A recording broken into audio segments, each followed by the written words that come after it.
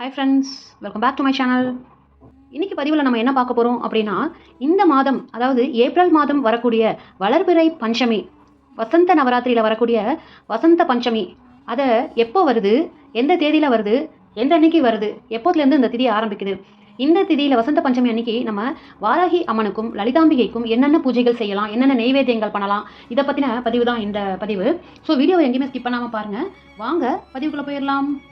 இந்த வசந்த நவராத்திரியில் வரக்கூடிய இந்த பஞ்சமி அப்படிங்கிறது ரொம்ப ரொம்ப சிறப்பு வாய்ந்ததுங்க, ரொம்ப விசேஷமானதும் கூட. இந்த வசந்த நவராத்திரி அப்படிங்கிறது லலிதா பரமேஸ்வரியையும் லலிதாம்பிகையும் தான் நம்ம வழிபடக்கூடிய நாட்கள் தான் இந்த 9 நாட்களும். இந்த வசந்த நவராத்திரி இந்த ஸ்ப்ரிங் டைமில் வரதால இந்த பண்டிகையை பருவங்கள் மாறக்கூடிய இந்த காலகட்டத்தில் தான் அம்பாவை நம்ம எப்படி வழிபடுறது அப்படிங்கிறத பற்றி தான் இந்த பதிவு.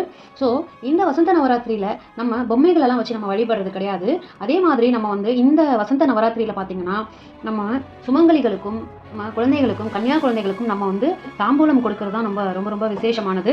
இந்த வசந்த நவராத்திரியை ராம நவராத்திரி அப்படின்னும், குப்த நவராத்திரி அப்படின்னும், சரத் நவராத்திரி அப்படின்னும், சைத்திர நவராத்திரி அப்படின்னும் பலவிதமான கோணங்களில் எல்லாருமே சொல்லுவாங்க. ஒரு இடத்துல ஒரு பேர் இருக்குது. இந்த வசந்த நவராத்திரியை நம்ம ஊரில் விட, சவுத்தில் நம்ம இடத்துல விட, வடநாட்டில் இந்த நவராத்திரி கோவில்களில் ரொம்ப ரொம்ப விசேஷமாக கொண்டாடுவாங்க. இந்த குப்த நவராத்திரி, ராம நவராத்திரின்னு சொல்லப்படுற இந்த வசந்த நவராத்திரிக்கு என்ன விசேஷம் அப்படின்னு கேட்டிங்கன்னா, இப்போது நீங்கள் உங்களுடைய யாராவது குரு கிட்ட நீங்கள் கற்றுக்கிற அந்த உபதேசத்தை நம்ம வாங்கியிருப்போம். அந்த மாதிரியான மந்திர ஜபத்தை நம்ம இந்த நவராத்திரி நாட்களில் ஜபிக்கிறது தான் ரொம்ப ரொம்ப விசேஷம். இந்த வசந்த நவராத்திரியில் வர்ற பஞ்சமி திதி ரொம்ப ரொம்ப விசேஷமானதுங்க. இந்த மாதம் ஏப்ரல் மாதம், அதாவது நாளன்னைக்கு வெள்ளிக்கிழமை அன்னைக்கு வரக்கூடிய இந்த பஞ்சமி திதியானது வெள்ளிக்கிழமை மாலை 5 மணியிலிருந்து ஆரம்பித்து சனிக்கிழமை அன்று, அதாவது 13ஆம் தேதி மாலை 5 மணி வரை இந்த பஞ்சமி திதியானது இருக்குங்க. ஸோ நம்ம 2 நாளுமே வாராகி அம்பாவை வழிபடுறதுக்கு ரொம்ப ரொம்ப சிறந்த நாட்கள் தாங்க இது. அந்த நாளில் தான் வரக்கூடிய வளர்பிறை பஞ்சமின்னு சொல்கிறோம், இதை வசந்த பஞ்சமின்னு சொல்கிறோம். அந்த நாள் என்ன இன்னும் ஒரு விசேஷம் அப்படின்னு கேட்டிங்கன்னா, வெள்ளிக்கிழமை மாலை 5 மணியிலிருந்து இந்த பஞ்சமி திதி வர்றதால நீங்கள் வெள்ளிக்கிழமை அன்னைக்கு இரவு வாராகி அம்பாவை 8 to 9 சுக்கிர ஓரையில் நீங்கள் ஒரு தாம்பாளத்தட்டில் மருதாணி இலையில் தீபம் ஏற்றி, நெல்லிக்கனி தீபம் ஏற்றி வழிபாடு செய்கிறதால மிகச்சிறந்த பலனை பெற முடியுங்க. அதோடு இல்லாமல் இந்த வசந்த கால, இந்த ஸ்ப்ரிங் சீசனில் வரக்கூடிய இந்த வசந்த நவராத்திரி அப்படிங்கிறது எதுக்கு மிகவும் பெயர் போனது அப்படின்னு பார்த்தீங்கன்னா, மூலிகைகளால் அந்த காலத்தில் காட்டில் மூலிகைகளெல்லாம் சேகரித்து வச்சு யாகம் பண்ணாங்க. ஸோ அந்த யாகத்தினுடைய பலனால் நம்மளுக்கு அந்த யாகத்தினுடைய அந்த புகை, அதனால் நமக்கு இந்த ஸ்ப்ரிங் சீசனில் வரக்கூடிய அந்த நோய்கள் இல்லாமல் நோய் எதிர்ப்பு சக்தி நமக்கு கிடைக்கிறதுக்காக பண்ணப்பட்டிருந்தது அந்த காலத்தில் இந்த வசந்த நவராத்திரி. இது மாதிரி தான் ஆரம்பமாச்சு. இன்னொரு விஷயம் என்ன அப்படின்னு பார்த்தீங்கன்னா, அன்னைக்கு நம்ம வசந்த நவராத்திரி முடியறது பார்த்தீங்கன்னா ராமநவமி அன்னைக்கு முடியறது. ஸோ ராமநவமி அன்னைக்கு முடியறது அப்படிங்கிறதால அந்த காலத்தில் ராமன் சீதாதேவியை தேடிட்டு காட்டுக்கு போயிட்டு இந்த மூலிகைகளெல்லாம் எடுத்து யாகம் வளர்த்து சீதாதேவியை கண்டுபிடிக்கிறதுக்காக போனதால இதற்கு அந்த ராமநவமி அப்படின்னு பெயர் பெற்றது. ஸோ இந்த அன்னைக்கு நம்ம வெள்ளிக்கிழமை 8 to 9 இந்த மருதாணி இலையில் தீபம் ஏற்றுறதால நம்மளுக்கு பிரிந்த தம்பதியர் ஒன்று கூடுவாங்க அப்படின்னு சொல்லப்படுது.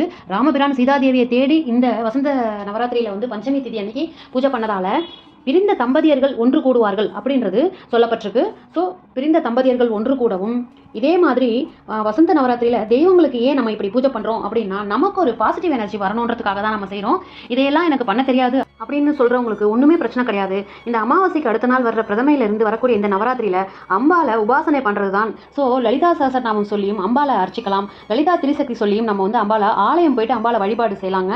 இந்த வசந்த நவராத்திரி ஏன் ஆரம்பிச்சது அப்படின்னு பார்த்தீங்கன்னா, நான் ஆல்ரெடி உங்களுக்கு சொன்னது தான். காடுகளில் இருக்கக்கூடிய தேவதைகளுக்கு யாகம் செஞ்சு அங்கே இருக்கக்கூடிய மூலிகள் எல்லாத்தையும் சேர்த்து காட்டில் யாகம் செஞ்சாங்க புராண காலத்தில். அந்த மாதிரி யாகம் செஞ்சதால் நம்ம எல்லோருக்கும் அங்கே வர்ற அந்த புகையால் நமக்கு நோய் எதிர்ப்பு சக்தி கிடைச்சிதுங்க. இதுக்காகத்தான் இந்த வசந்த நவராத்திரி இப்படி தான் ஆரம்பிச்சது அப்படின்னு சொல்லப்படுது புராணங்களில். மற்றும் இந்த வசந்த நவராத்திரி காலத்தில் மகாமேருக்கு தாங்க இந்த 9 நாட்களும் பூஜைகள் சிறப்பாக செய்வாங்க. அதனால் இந்த நவராத்திரி, வசந்த நவராத்திரி அப்படிங்கிறது கோவில்களில் தான் ரொம்ப ரொம்ப விசேஷமாக நடைபெறும். அதுவும் மாங்காட்டில் இருக்கக்கூடிய காமாட்சி அம்மன் கோவிலில் தாங்க சிறப்பான பூஜைகள் செய்வாங்க. அதுக்கப்புறம் பார்த்தீங்கன்னா நம்ம காளிகாம்பாள் கோவில்லையும் இதுக்கு வசந்த நவராத்திரி ரொம்ப சிறப்பாக செய்வாங்க. இந்த வசந்த நவராத்திரியில் பஞ்சமி அன்னைக்கு வெள்ளிக்கிழமை இரவு நம்ம வாராகி அம்பாவை நம்ம மருதாணி இலையில் நெல்லிக்கனி தீபம் ஏற்றியும் வழிபடலாம். அல்லது நம்ம பஞ்சமுக தீபம் ஏற்றி நெய் தீபம் ஏற்றியும் வழிபடலாம். தேங்காய் எண்ணெயில் நம்ம தேங்காயில் தீபம் ஏற்றியும் வழிபடலாங்க. அம்பாளுக்கு எது செஞ்சாலுமே, நம்ம மனசு திருப்தியாக நம்ம எது செஞ்சாலுமே அம்பாள் அதை ஏற்றுப்பாங்க. அதில் எந்தவித சந்தேகமும் கிடையாது. அன்னைக்கு பஞ்சமி அன்னைக்கு நீங்கள் வாராகி அம்மனுக்கு வந்து முக்கியமாக வந்து சக்கரவள்ளி கிழங்கு நிவேதனம் செய்யுங்க. ரொம்ப ரொம்ப விசேஷம். அன்னைக்கு உருளைக்கிழங்கு நிவேதனமும் செய்யலாம். உருளைக்கிழங்கு வேக வச்சு நிவேதனம் செய்யலாம். பச்சை பயிர் வந்து நம்ம வந்து வேக வச்சு அதில் வந்து தேன் கலந்தும் நம்ம அம்பாளுக்கு நிவேதனம் செய்யலாம். மாதுளை முத்துக்களால் வந்து நம்ம வந்து நிவேதனம் செஞ்சோம் அப்படின்னா ரொம்ப ரொம்ப சிறப்பு வாய்ந்தது. முல்லை பூக்களால் வந்து வாராகி அம்பாளுக்கு பஞ்சமி தினத்தன்று நம்ம வந்து முல்லைப்பூ சாட்டினோம் அப்படின்னா அம்மனுக்கு ரொம்ப ரொம்ப விசேஷங்க. உங்களுக்கு கிடைச்சா பாருங்க, கிடைக்கலனா செம்பருத்தி இலையால் கூட, செம்பருத்தி பூக்களால் கூட நம்ம வந்து அர்ச்சிக்கலாம். அம்மனுக்கு வந்து செம்பருத்தி பூக்களால் மாலை கட்டி போடலாம். அன்னைக்கு இன்னொரு ரொம்ப ரொம்ப விசேஷம், விரலி மஞ்சள் மாலை கட்டி அம்பாளுக்கு வந்து வாராகி அம்மனுக்கு வந்து மாலையா கட்டி போடுங்க. சுமங்கலி பாக்கியம் கிடைக்க இது ரொம்ப ரொம்ப மிகவும் சிறந்த பரிகாரங்க. அன்னைக்கு நம்ம செய்யறது பஞ்சமி தேதி அன்னைக்கு, வசந்த பஞ்சமி அன்னைக்கு நம்ம செய்யறது ரொம்ப ரொம்ப சிறந்த பரிகாரம் இது. ஸோ வெள்ளிக்கிழமை அன்னைக்கு பண்ண முடியாதவங்க, வாராகி அம்மன் பஞ்சமி பூஜை பண்ண முடியாதவங்க சனிக்கிழமை காலையில் பிரம்ம முகூர்த்த பூஜையாக நம்ம இதை செய்யலாம். ஸோ 2 நாள் இருக்குது. 2 நாளையுமே மிகச்சிறந்த நாளாக இதை வந்து கருதி தவற விடாமல் வாராகி அம்பாளையும் லலிதாம்பிகையும் மற்ற எல்லா தெய்வங்களையும் சக்தி தெய்வங்களையும் நம்ம வழிபட்டு நம்ம சகல விதமான நன்மைகளையும் அடையணும் அப்படின்னு கேட்டுக்கிட்டு இந்த பதிவை நான் இதோட முடிச்சுக்கிறேன். மற்றும் ஒரு ஆன்மீக பதிவில் சந்திக்கிறேன். நன்றி, வணக்கம்.